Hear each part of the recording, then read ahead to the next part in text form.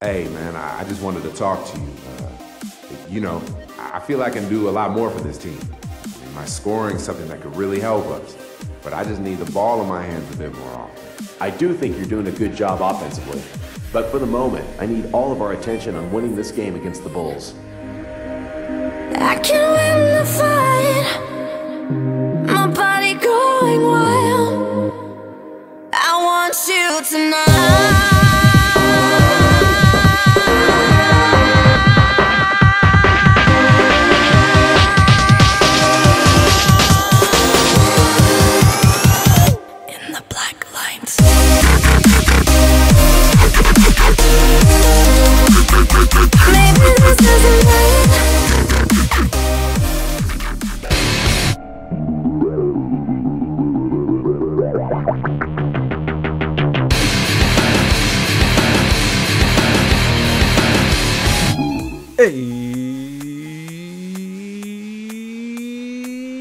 Yo guys, this is Jared, aka The Sandersons on Xbox Live, returning you to the road to Springfield on NBA 2K13 with the Portland Trailblazers 11th overall draft pick selection, the 6'9" power forward, Donny Baskets. After a crushing defeat against the Rockets, the 2-7 Trailblazers look to sink the mediocre 5-4 Bulls, but that's going to be a tall order given that the team still hasn't found a good rhythm to work off of.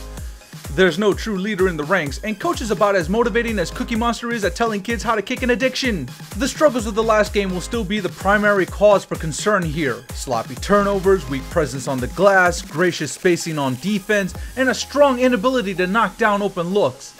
Donnie's still yet to break into the starting lineup despite a great performance that saw him record 20 points while shooting 83% from the field, but after a talk with Neil Oshie about increasing his role within the unit, there seems to be a fire lit under Goose's ass to want to do more. Shame the rest of the team isn't picking up on this motivation, as poor rotation allowed Donnie's man, Joakim Noah, to score. And the headaches continue as LaMarcus Aldridge commits to a brain fart of trying for a shot with two defenders in his grill. Trailblazers basketball, folks. Fuck smart run plays and fundamentals, just sit back and enjoy the circus. The game is still early, but it's already looking to slip away as Donnie's running hook gets knocked up into the air. The undersized big man's shot had no prayer of getting over the taller Noah, and the rejected shot leads into a fast break bucket for Luol Deng on the other end of the floor. Sloppy interior D allows the home team to fall behind 17 points halfway through the second quarter, and the shooting woes continue as Donnie once again looks to back down the bigger Noah with a right-handed hook that rattles off the rim. Things just aren't breaking our way, and Terry is failing once again to get in faces and inspire stronger play. There's just no desire out of this team, and before we can even head into the half, everyone looks defeated.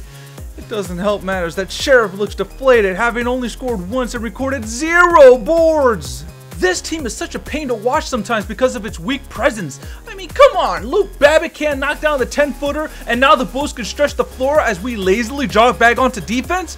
Robinson looks down the court and finds Hamilton underneath for the uncontested layup. Where's the hustle? This is the shit I'm talking about. This already looks like it'll be a blowout, and because Coach Stotts is notorious for not fixing the issues during the half, we might as well hang this game up as our 8th loss on the season. Sometimes there's flashes of brilliance and solid play, like this run on the break that sees Smith finding Babbitt for the open dunk that fires some life into this team at the end of the half. But we need more than just flashes. Consistency is our problem, so believing that the team can actually chip away at this lead is a tough sell. I need to see some runs. There needs to be some tougher defense. Guys need to step up and deny shots. Down 12, and after a big block on D-Rose that was a team effort, Lillard looks to control the floor as he fires a risky pass to Aldridge underneath that he finishes with the tough hook.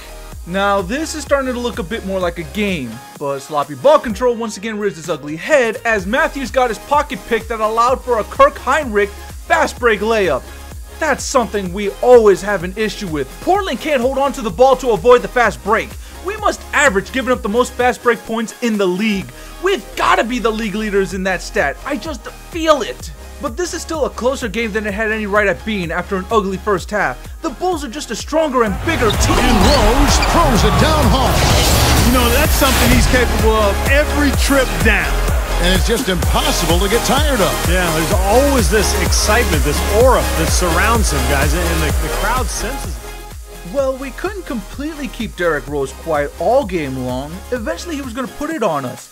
But a no call on the layup leads to a fast break the home team's way as Wesley Matthews gets the ball to finish strong with the one-handed jam to bring the Trailblazers within 7. And now this team looks to have some fight thanks to some actual presence on the inside as Donny pulls down the board on his own missed shot and puts it in to cut the lead to 5. Maybe Terry finally got into some ears after all. Now, if only someone told Sheriff that Radmanovic had a 3-ball. There's still plenty of time left to play ball, and the likelihood of a Trailblazers come from behind victory is starting to look plausible here. But the team has to make possessions count. Everyone needs to be firing on all cylinders, and that means Damian Lillard can't be drowning out there throwing up junk. He needs to be a viable scoring threat as well. We also can't choke away turnovers late in the game like we've always done before. For fuck's sake. Speak of the devil. Throws down the breakaway jam. That's a gut punch right there, Clark. Cough up the ball at one end and get beaten on the break at the other. They can't keep allowing this lead to grow as we head into the 4th. We need to narrow this gap and control the tempo. I want to see a win. After a long battle to get back into this game, I think all of Portland is deserving of that much. Kill the Bulls and steal this victory. Finish the quarter strong and make a statement.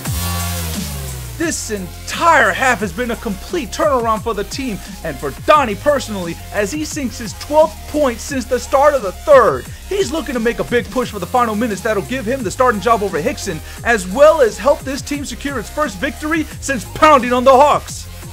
Then again, an inch of snow basically destroyed all of Atlanta, so it's not like we had to do much to bowl over such a soft team. I'm so proud of this second half performance as Donny's establishing a tougher interior presence underneath the rim and has been drawing a lot of trips to the line. Mama Baskets would be so proud if she weren't so shit-faced after that dreadful first half. We've sung this song before about Donny likely collecting another double-double if he only recorded any rebounds in the first 2 quarters of play.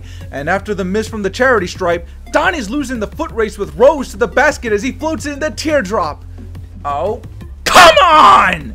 I can't even stay mad about the lack of help to cut off the lane from D Rose when we're turning over the ball to allow more fast break points. Can we just stop trying to give up this ball game? We've managed to pull within a single possession a few times, but then our weak defense shows up to allow the Bulls another chance at creating some separation.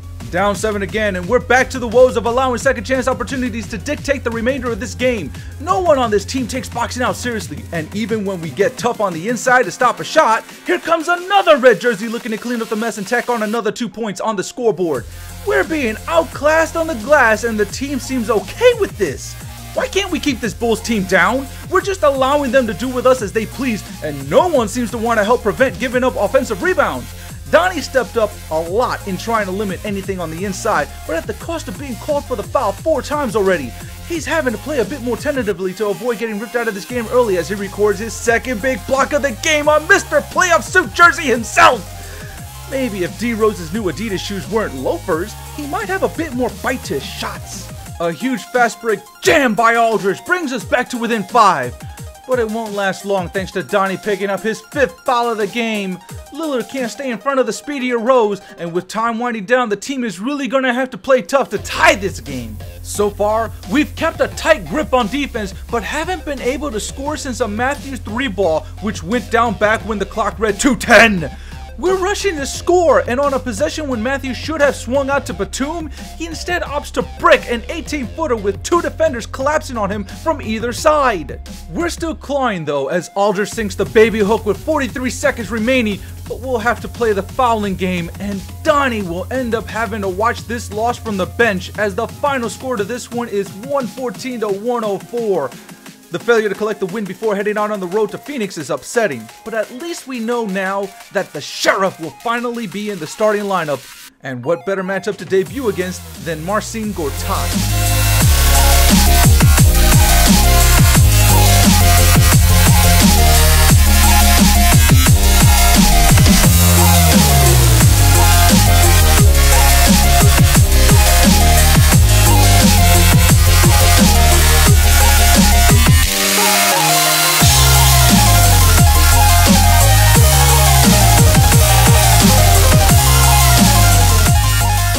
It's been a long road to get to this point, but it's finally here.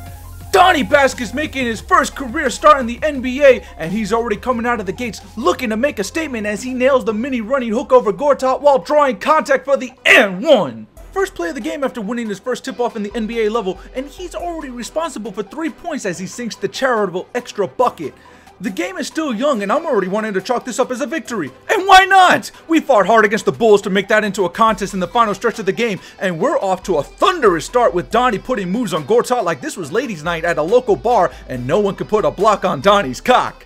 Just call him Adam Levine. Because Mick Jagger moves like an epileptic Michael J. Fox at a raver rather than an elegant lady killer. So far, there's been a huge impact by Donny's presence at the start of this one as he pulls down a huge board before finding Batum all alone behind the arc for a shooting practice 3. This game looks close and it feels like a typical Trailblazers ball game with the team looking to give it away before it's even underway. The issues of offensive rebounds and sloppy turnovers are still there, but the way Donny's playing so far, you'd almost swear if he weren't on this team, this would already be a blowout loss for Portland. This team just plays like it's undersized inside, between Donny trying to find his footing under the glass, Hickson mostly being out of position, and Leonard rarely being on the floor at the same time with Donny. Phantom should be one of the big glass eaters of this team. I mean, for fuck's sake! He averaged 8 rebounds per game in the 11-12 season, but he's never anywhere to be seen underneath the boards. It would be nice if this team could just keep our opponent's offensive rebounds to a minimum. Ooh! I almost feel like that last block deserved a moment of silence. Scratch that. Can we instead get a few prayers for Portland's defense? The Suns are beginning to find their legs underneath them as they're looking to run the floor and stretch my Trailblazers out, and the end result is our lead is diminishing before we ever had a chance to enjoy it. We're starting to look fatigued out on this court. You'd almost swear this game were being played in the Phoenix deserts given how tired and raggedy looking this Portland team is starting to look. What's worse is some of their players are now heating up and knocking down just about everything they chuck up, like Michael Beasley. I swear, this team is draining to watch. You know that exact moment when you're fucked? That moment when you realize that your life is about to start flashing before your very eyes? Yeah, that moment for me was watching Ronnie Price brick an open 20-footer. Or this moment when Sheriff threw away a fast break opportunity after collecting the most athletic steal of his entire life. I'm now starting to get a really bad feeling about this game. For everything good that could come from a game I gave up on early, like with the Bulls, this game started me out with so much hope and is now looking to suck me dry and then throw me to the side to rot from pure heartache. Is this what Jennifer Aniston went through when she broke up with Brad Pitt only to see him hook up with Angelina Jolie? Wait, hold up. Y'all saw that, right? I'm not the only one to have caught that, was I? 1 rebound? 1 fucking board? What even the fuck is Phantom doing on this court? What? Oh, but Jared, he's got 6 points. Fuck that shit! We can get 6 points off Eddie Griffin right now! Go on, grab a shovel, we'll dig him the fuck up, suit him up, put him on the floor, and watch him put up 6 points as well! I am so about done with LaMarcus fucking Aldridge right now! What good is he to this team if he's not crashing the inside?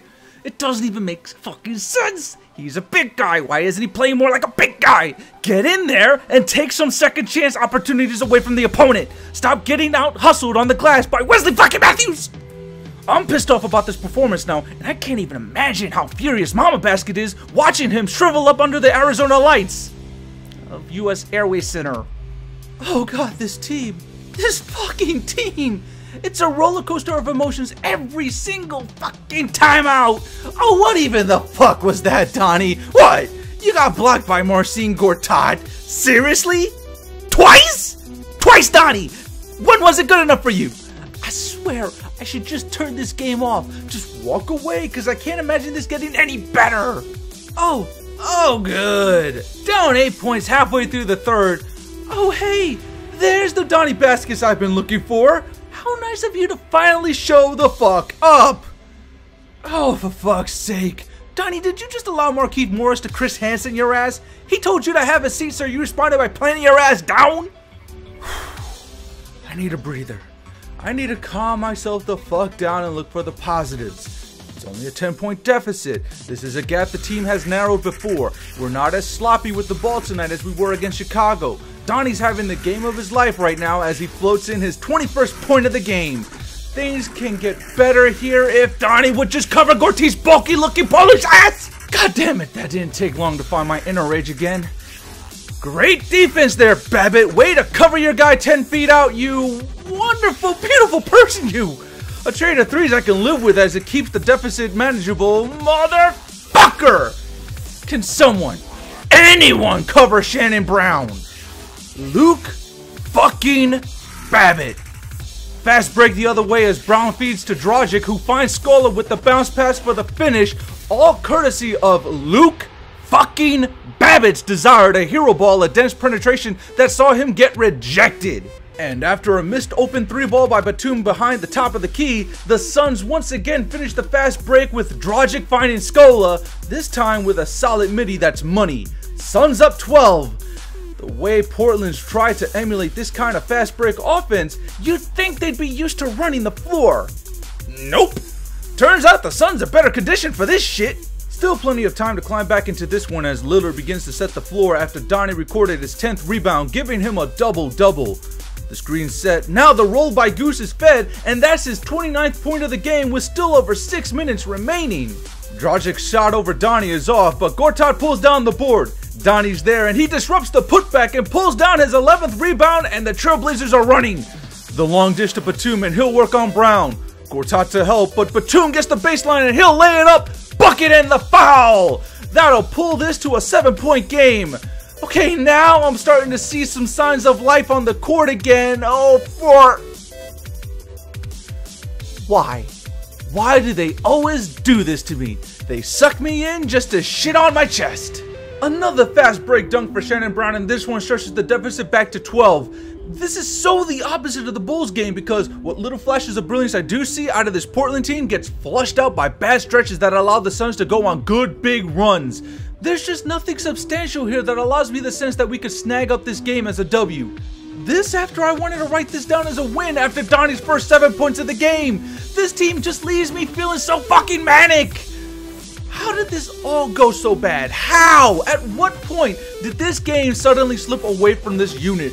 Now I've got to listen to Terry Stotts feed me the same old line of bullshit about how he's proud of the boys for playing so brave against a physical team, how the Suns were just more athletic and faster. Fucking Muppet Stotts, I swear, this game was within reach and then the Suns just went off, particularly Shannon Brown, who dropped 35 on our heads. In the end, Donny crushed for 11 boards of the team's 28 total rebounds. This one turned into an utter disaster. Great game out there tonight. You set your career high in points. Was this just a one-time outburst, or do you see yourself scoring like this on a regular basis?